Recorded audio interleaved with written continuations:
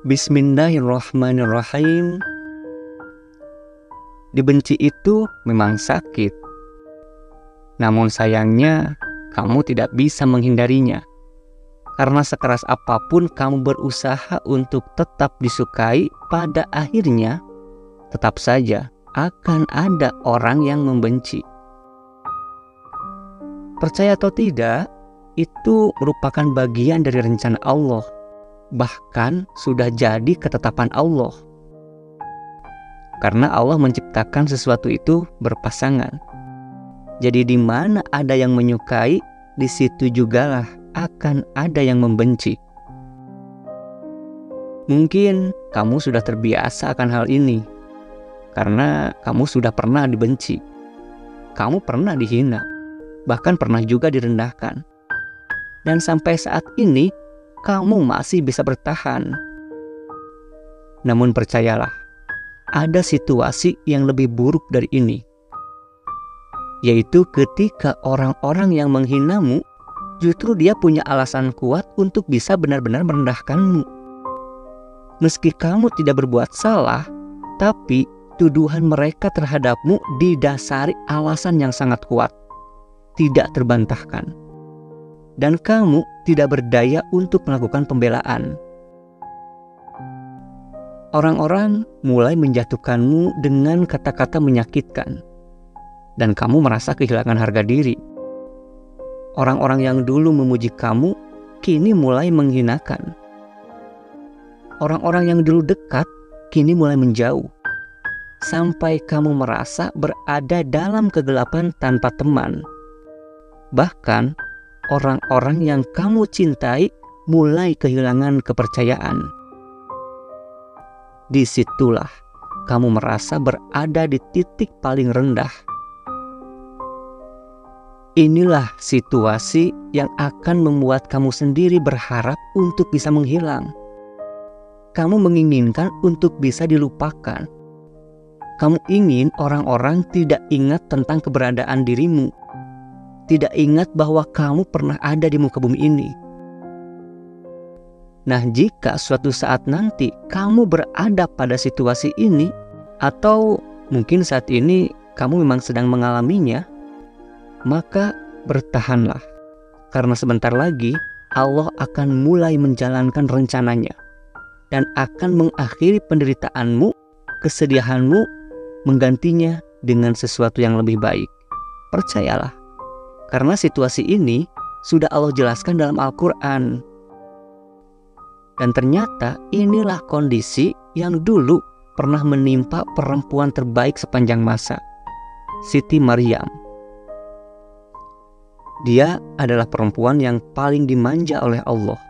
Perempuan spesial yang mendapatkan apapun yang dia butuhkan tanpa harus berusaha terlebih dahulu.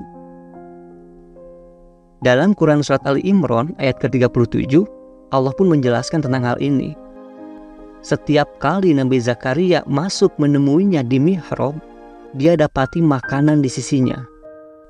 Dia, Nabi Zakaria pun berkata, "Wahai Maryam, dari mana ini engkau dapatkan?"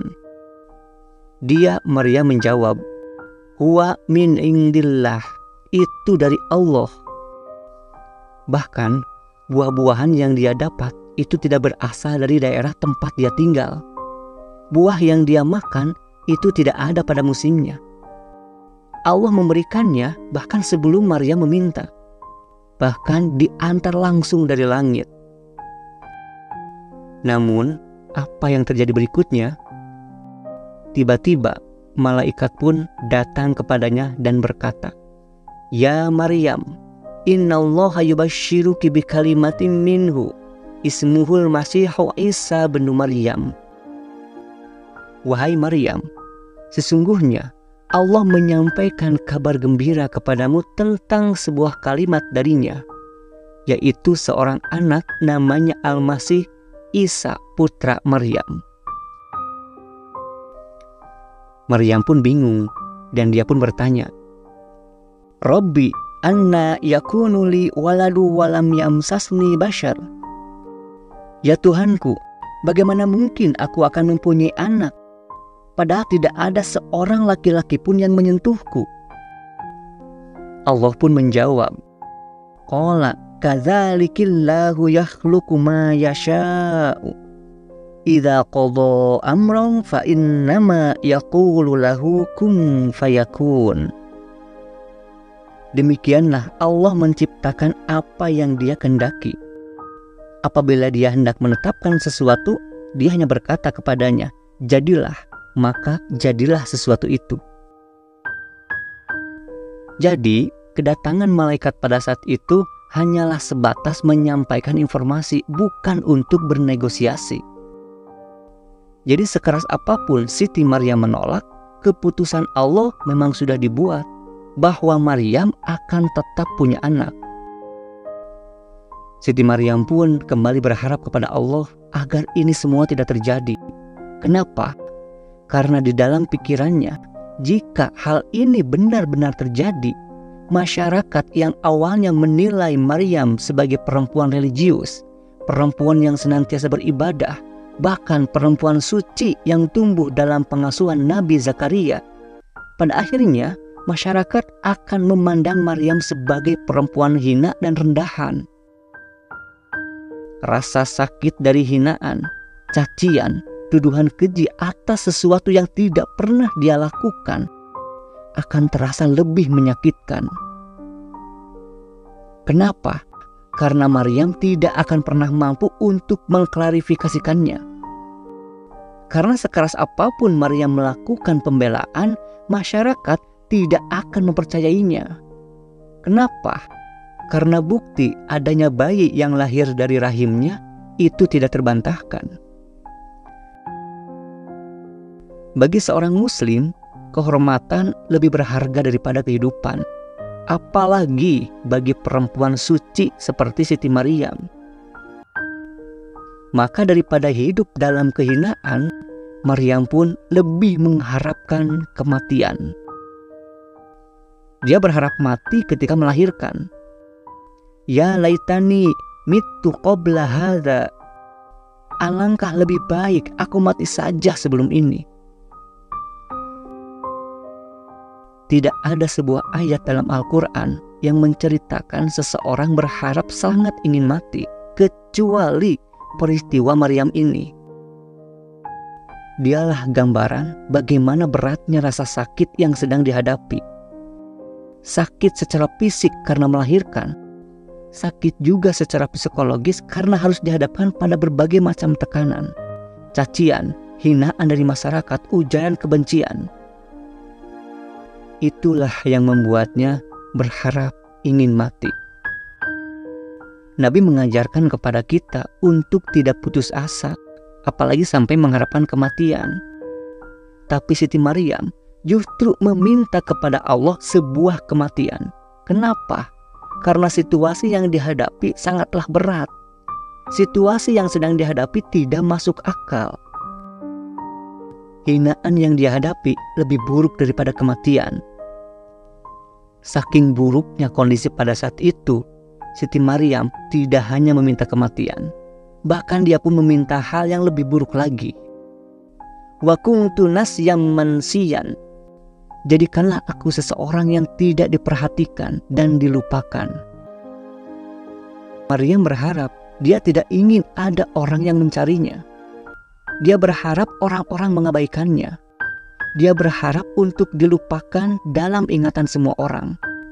Dan dia berharap di masa depan orang-orang tidak ada yang mengingat keberadaannya. Orang-orang tidak pernah tahu bahwa pernah ada sosok Maryam yang pernah tinggal di muka bumi ini. Inilah justru doa Maryam yang tidak Allah kabulkan. Biasanya Maryam berdoa langsung diberi. Bahkan Allah memberi sebelum Maryam berdoa. Namun saat ini Allah sedang mengujinya. Bukan karena Allah membencinya, apalagi Allah hendak menghinakannya. Karena justru pada akhirnya semua orang akan sangat menghormatinya. Begitupun Allah. Tidak ada seorang nabi pun di dalam Al-Quran yang ketika namanya disebut, nama orang tuanya pun Allah sebut. Tidak ada. Kecuali Nabi Isa. Isa bin Maryam, Isa putra Maryam. Bahkan Nabi Muhammad SAW ketika namanya disebut dalam Al-Quran tidak dengan nama ibu bapaknya. Misalkan Muhammad bin Abdullah, tidak ada dalam Al-Quran kalimat seperti itu. Tapi Nabi Isa, ketika Allah menyebut namanya, Allah pun menghormati ibunya, Maryam. Kejadian ini Allah abadikan dalam Al-Quran sebagai pelajaran, karena mungkin saja kamu sedang mengalami atau bahkan nantinya akan dihadapkan pada situasi di mana kamu sedang mendapatkan berbagai hinaan dan kamu tidak bisa keluar dari situasi itu. Kamu harus berhadapan dengan tuduhan yang salah tanpa bisa melakukan pembelaan.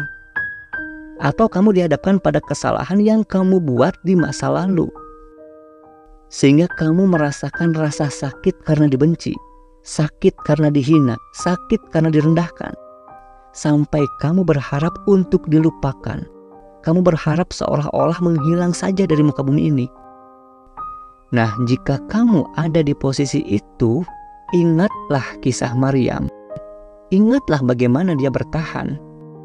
Karena terkadang rasa sakitmu akan menjadi penolong bagi orang lain.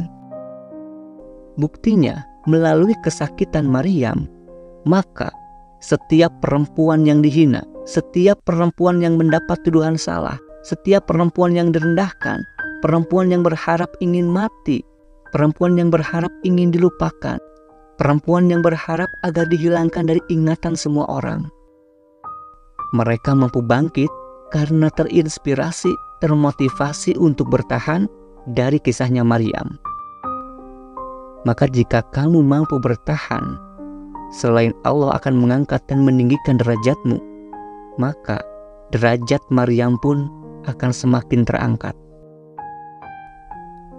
Karena selama engkau berada di atas petunjuk Allah, tidak masalah berapapun banyaknya orang yang menghinamu, tidak masalah berapapun banyaknya orang yang berusaha menjatuhkanmu, tidak jadi masalah berapapun banyaknya orang yang merendahkanmu, karena Allah akan selalu ada untuk menghormati dan mengangkat derajatmu.